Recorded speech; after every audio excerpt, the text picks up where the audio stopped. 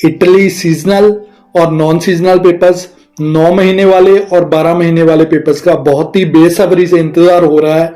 इसका officially notification Italian government की तरफ से कभी भी आ सकता है। उम्मीद है ये जल्दी फिल होना भी शुरू हो जाएंगे। सो आज की वीडियो में बात करेंगे कि अगर आप भी इटली के पेपर्स अप्लाई करने का प्लान कर रहे हैं तो कौन कौन सी अहम बातें आपको ध्यान में रखनी चाहिए ताकि आपके पेपर क्लियर हो और आप किसी एजेंट की ठगी का शिकार ना हो।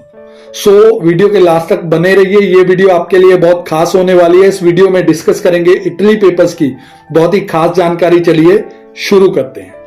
नमस्कार दोस्तों, वेलकम है आप सभी का आपके अपने चैनल हिम्मत एलएलबी में।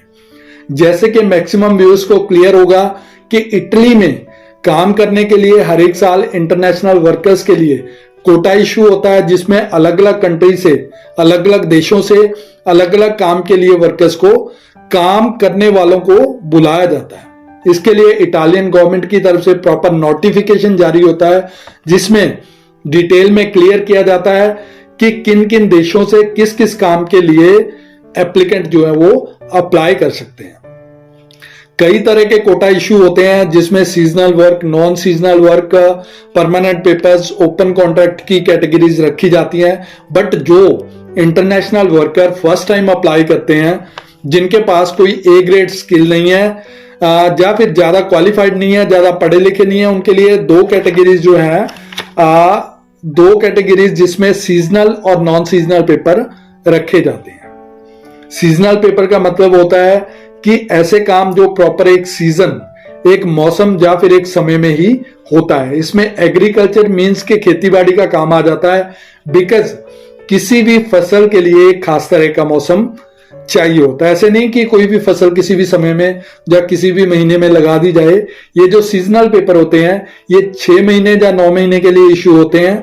इसके बाद बात करें नॉन सीजनल पेपर की, तो इसमें रेस्टोरेंट का काम, मैन्युफैक्चरिंग फील्ड हो गया है, फैक्ट्री वर्क हो गया है, डेयरी फार्म का काम हो गया है, टूरिज्म इंडस्ट्री, होटल्स का काम, इस तरह के बहुत से काम आ जाते हैं। ये मैक्सिमम जो है ये साल भर चलते रहते हैं। ये वाले काम जो है, इसकी वैलिडिटी की बात करें तो ये 12 महीने के लिए वैलिड होते हैं। अगर आप अच्छे से अपना काम करते हैं तो एम्प्लॉयर उसके बाद आपको ओपन कॉन्ट्रैक्ट भी दे देता है, जिससे ये पेपर्स एक्सटेंड होते रहते हैं।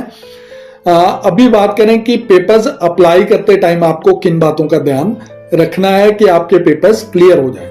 तो इसमें जो है 2 पॉइंट सबसे अहम होते हैं। पहला पॉइंट होता है सही टाइमिंग और दूसरा पॉइंट होता है ऑथेंटिक एम्प्लॉयर।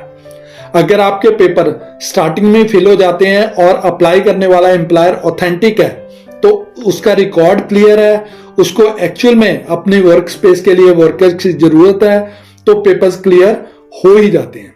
इटली में बहुत से फर्जी एजेंट्स हैं, बहुत सी प्लेसमेंट एजेंसीज ऐसी जो फर्जी एम्प्लॉयर्स हैं, जिन्होंने डमी कंपनीज बना रखी हैं, जिस केस के ऊपर पेपर तो फिल हो जाते हैं बट क्लियर नहीं होते हैं। सो अप्लाई करने से पहले ध्यान रखें कि आप किसी ट्रस्टेड पर्सन से जो पेपर अपने अप्लाई करवाएं। वो आपका कोई दोस्त हो सकता है, रिश्तेदार हो सकता है, या कोई एक्सपर्ट हो सकता है, बट फर्जी एजेंट से बच के रहो, जो आपको ठीक है ना जी बोलते हैं कि हाँ जी ऐसे हो जाएगा, आपको इतनी सैलरी लग जाएगी, 100% आपका, ठीक है ना जी, 2 महीने में, 4 महीने में। इसमें आपको एक बात और क्लियर कर दें कि इटली के जो पेपर्स हैं इनके लिए कोई टाइमलाइन एक्चुअल में मैक्सिमम टाइमलाइन कोई फिक्स नहीं होती। अभी 2020 वाले 2020 वाले पेपर्स की बात करें तो अभी 2022 में 2020 वाले पेपर भी अभी क्लियर हो रहे हैं। तो इसमें ठीक है ना जी 3 महीने से लेके कितना भी 6 महीने, 1 साल, 2 साल तक का टाइम भी लग सकता है। अगर आपके अंदर पेशेंस है तो ही ये वाले पेपर अप्लाई करें और फर्जी एजेंटों की जो चिकनी चुपड़ी बातें हैं उनसे थोड़ा सा बच के रहिए।